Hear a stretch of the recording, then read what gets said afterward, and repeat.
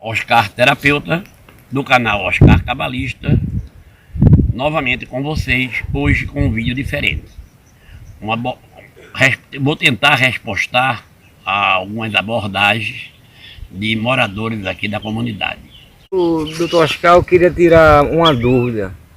O que significa Illuminati? Illuminati é um grupo de 13 famílias que se dizem iluminados. Suas pretensões são as mais esdrúxulas possíveis, como por exemplo, transformar o Brasil em colônia, nos escravizarmos, isto em um pretenso governo mundial. Hoje muito bem difundido, não é mais secreto isso, mas é muito bem difundido em toda a internet. Você procurando Illuminati na internet, você vai ver uma série de explicações a esse respeito, uma vez que há muita especulação por parte da religião nesse sentido. Então o plano deles é colonizar o Brasil. Isto, o plano teria um governo mundial, então o Brasil deixaria de ser nação e passaria a ser uma província deles. E o que fazer para acabar com esse plano deles? Para tentar evitar? Tentar evitar, não sei se é possível se evitar, mas pelo menos, como diz o próprio hino nacional, né, temos que morrer lutando. E a maneira, nós não nos assujeitarmos às imposições dele, eu acredito que seja a melhor maneira. E o símbolo desta luta é o menor país da terra, Israel. Israel é um símbolo de resistência a essa luta. O que é que você acha da ideia de Bolsonaro liberar as armas? Será que vai contribuir para a violência? É isso aí. Eu acho o seguinte, eu acho que ainda que venha a contribuir, é um mal necessário. Porque é uma das coisas que mais pode aborrecer os Illuminati. Entendeu? Esses adeptos do governo mundial, eles querem a população desarmada. Portanto, tudo que resulte em resistência a este grupo, eu acho que vale a pena. O que é que você acha do governo Trump? Um grande governo. É um governo, o segundo governo de resistência a este poder, entendeu? Que luta pelo governo mundial. Agora por que o segundo? Porque Israel é o símbolo dessa luta. Israel é o símbolo de resistência a tudo isso. Se você observar a Guerra dos 6 Dias, as ordens da ONU do cessar-fogo, Israel nunca obedeceu, entendeu? A ONU nada mais é do que um órgão dessa nova ordem mundial, esse governo mundial. Você acha que o governo de Bolsonaro vai acabar com a violência? Não, é impossível acabar com a violência sem se adotar os meios necessários.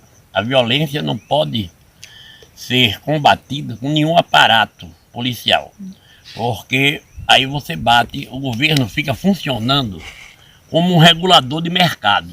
Se o governo faz uma apreensão de entorpecente, que é o carro-chefe do tráfico, dos fora da lei, se ele faz uma apreensão grande, a mercadoria aumenta de preço. É a lei da oferta e da procura. Não tem como se combater isso desta maneira. A única maneira de se combater esse tipo de bandido seria tirar a renda dele. E o que seria tirar a renda dele? Seria liberar toda a droga. Ela sendo, o homem conviveu com a droga harmoniosamente desde a fundação do mundo até o início do século XIX. Portanto, essa proibição é verdadeiramente uma obra, entendeu, dos donos do mundo. Eles viram que a lei seca nos Estados Unidos gerou problemas seríssimos e adotaram isso para desestabilizar as nações. Porque é só para que serve? Para desestabilizar. É um meio de controle social, entendeu? É algo que não funciona e o povo já entendeu que é pura utopia se falar em combater o tráfico, pois até hoje governo nenhum conseguiu impedir o tráfico, combater o tráfico na área de um único presídio, uma área pequena, cercada vigiada, um policiamento interno e externo. Não se consegue, nunca se conseguiu combater o tráfico, muito menos num país com a extensão territorial que tem o Brasil. A lei da oferta e da procura, ela não pode deixar de ser considerada, porque ainda que o Brasil viesse a criar pena de morte e prisão perpétua, mesmo assim ele não aniquilaria o tráfico, porque aonde há procura sempre vai surgir a oferta. O ser humano é corruptível e não existe uma outra maneira para enfraquecer o poder dos criminosos do que tirar a sua fonte de renda. Se você tira a fonte de renda, os rifles vão ficando, as armas vão ficando velhas, vai sendo apreendida pela polícia e não tem dinheiro para se repor o arsenal. Então esta é a única maneira lógica e viável que se pode aplicar para acabar com pelo menos reduzir a um número muito baixo a violência. E outra tentativa é perda de tempo. Agora, o que acontece no Brasil é que o Brasil é feito de analfabetos funcionais. E se mete a falar de uma coisa sem ter conhecimento profundo sobre ela. Mas eu aconselho a esses que leiam a obra O Poder Secreto. Esqueço o nome do autor agora, mas quando me lembrar eu posso dizer, onde ele denuncia e mostra claramente, Armindo de Abreu, O Poder Secreto de Armindo de Abreu, onde ele mostra o motivo da proibição, os objetivos da proibição, e cita também outras fontes, outros autores. Portanto, quem fala daquilo que não conhece cai em flagrante delito de ignorância a cada palavra. Por outro lado, tem aqueles que são adeptos do governo mundial e defendem em causa própria a questão do tráfico. Porque todo aquele que é contra a legalização das drogas, ele é a favor do tráfico. E a população já entendeu isso e espera soluções amplas e verdadeiramente venha resolver, não paliativos.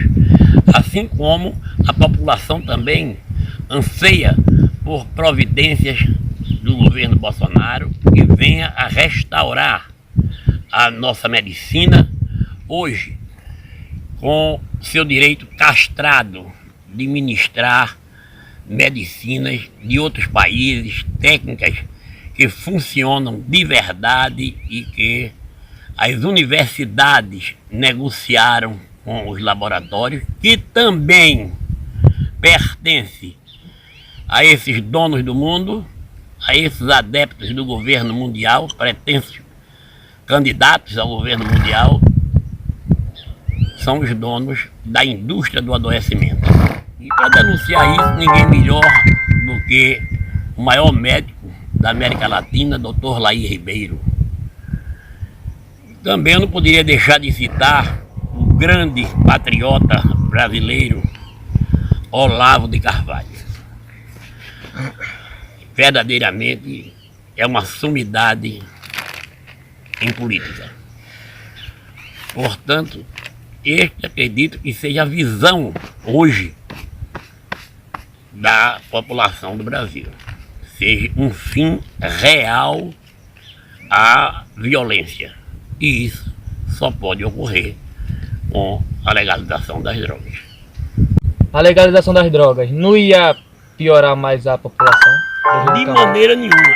Esta é uma ideia errônea. Pelo seguinte, a droga já está à venda em todos os lugares. Na porta dos colégios, nos cinemas, em todos os lugares, nos shoppings, em todo canto tem droga. Ninguém é privado de se utilizar de droga. Para se utilizar de droga no Brasil, basta ter dinheiro para comprar. E se você analisar estatisticamente a quantidade que se pressupõe de venda de entorpecente no Brasil, isso é fácil de fazer pelo número de apreensão se calcular. Entendeu? Eu acredito que a quantidade de usuários não é menos de 50% da população. Entre aquele que utiliza semanalmente, esporadicamente, não é menos de 50% da população. Portanto, aquilo que o povo quer não se pode negar. Porque você vai esbarrar numa lei, entendeu? Na lei da oferta e da procura. Que não daria certo em canto nenhum. É como foi dito. Ainda que se criasse prisão perpétua no Brasil, não iria resolver, porque a questão do lucro é uma questão que ninguém quer abrir mão. Por outro lado, como foi dito no início do vídeo, o homem conviveu pacificamente com substâncias alucinógenas ou psicoativas até o início do século XIX, sem nenhum problema. O problema só... Então a droga deu problema? De maneira nenhuma. Quem foi que deu problema? A lei de proibição à droga. Esta sim é que é o problema. Não é a droga, não é problema. Apesar que até o termo droga, ele é errado, porque essas substâncias não são drogas. Entendeu? Droga é aquelas que os donos do mundo, a indústria do adoecimento vende. Um remédio para o coração que se você tomar, você vai morrer dele. Um remédio para o colesterol, para baixar colesterol. Tem medicamento para os rins, para você urinar, que se você, ele oferece o risco na própria bula de paralisia renal, de falência dos rins. Isso é que tem que ser revisto. Tem que ser revista essa questão das drogas, mas não os psicoativos, e sim a droga industrializada, cujos laboratórios são de propriedade dos pretensos donos do mundo. E essas doenças que tem cura, que eles dizem que não tem cura, por que eles não dizem que tem cura? Bem, existem doenças que no Brasil é proibida a cura, porque são verdadeiras fábricas de dinheiro. Se o elemento é hipertenso, ele vai comprar remédio para hipertensão a vida toda. E no primeiro ano ele já começa a comprar outros remédios para combater os efeitos secundários do remédio de pressão. E daí ele é um cliente fiel da indústria do adoecimento até a morte. Até morrer, vai ser um freguês assíduo da indústria do adoecimento. Olha, isso traz um prejuízo para a nação tremendo, porque a nação é quem banca os custos desses laboratórios. Enquanto nós temos condições de ter bons laboratórios, aprovar outras técnicas de medicina adotadas no mundo e partir, devolver aos médicos a capacidade de curar, porque foi tirado deles. Hoje em dia, o médico de hoje não é como o médico antes que o governo tivesse comprado suas mentes às universidades.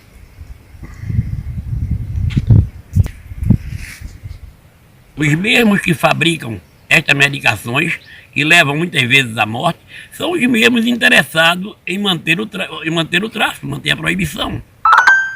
Porque eles vendem também psicoativos, muito mais prejudiciais do que os naturais, e isso em larga escala, como é toda a medicação utilizada na psiquiatria. Um caso de depressão, uma simples depressão, que muitas vezes é um problema carencial, é um problema de recomposição de vitaminas, de sais minerais, de suplementação. E essa pessoa fica presa, escravizada a um psicoativo para o resto da vida. Outro exemplo, claro, que a sociedade está cansada de ver, é a epilepsia. Todos aqueles que tomam o canabidiol, o derivado da planta, além de estar livre dos efeitos colaterais, tem um resultado extraordinário. Enquanto que aquele que está preso ao Gardenal, a medicação é prescrita hoje pela indústria do adoecimento, estão condenados a ser epiléticos o resto da vida. Portanto, daí você vê a má fé e a máfia que há por trás de tudo isso.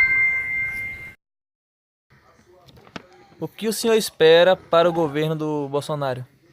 Espero nada menos que a restauração da soberania nacional, rompendo com tudo e com todos que se oponham a este objetivo.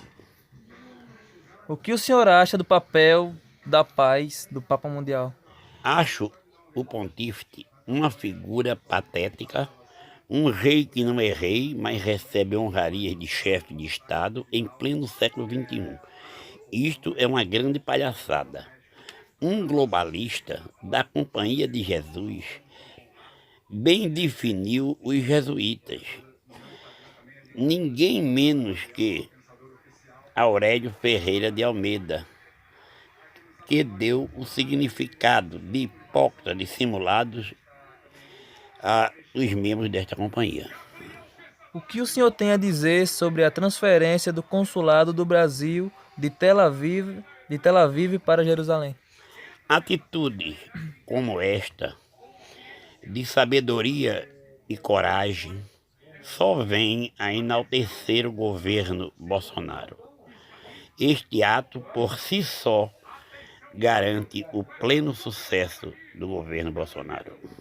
Se o senhor tivesse hoje a oportunidade de falar com o presidente, o que o senhor falaria a ele? Eu o parabenizaria por todos os seus atos, mas, em particular, pela sábia atitude de acompanhar Trump em transferir o consulado para Jerusalém, contribuindo para que seja dado a César o que é de César, pois só assim haverá justiça. Meus amados ouvintes, todos vocês que não têm vocação para ser escravo, que ama o Brasil e defende a soberania nacional, mande cópia desse vídeo para seus amigos, conhecidos, parentes, porque só assim você está verdadeiramente lutando contra este poder tão prejudicial que assola o mundo.